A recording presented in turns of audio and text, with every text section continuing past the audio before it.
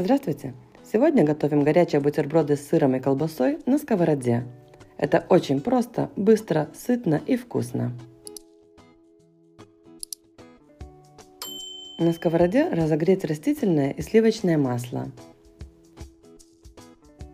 К яйцам добавить соль и молотого перца по вкусу и слегка перемешать.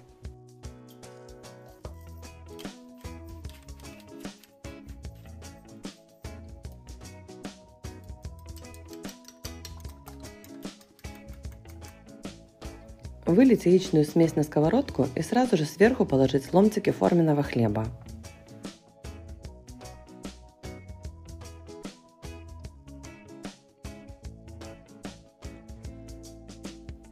Жарить на среднем огне, пока яйца прожарятся. Затем все перевернуть и немедленно завернуть края яичницы вовнутрь.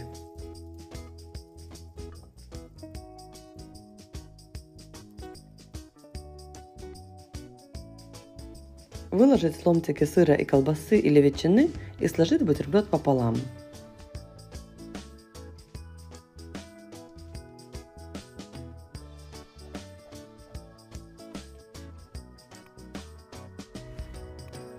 Жарить, пока обрумянится хлебушек и расплавится сыр, и подавать.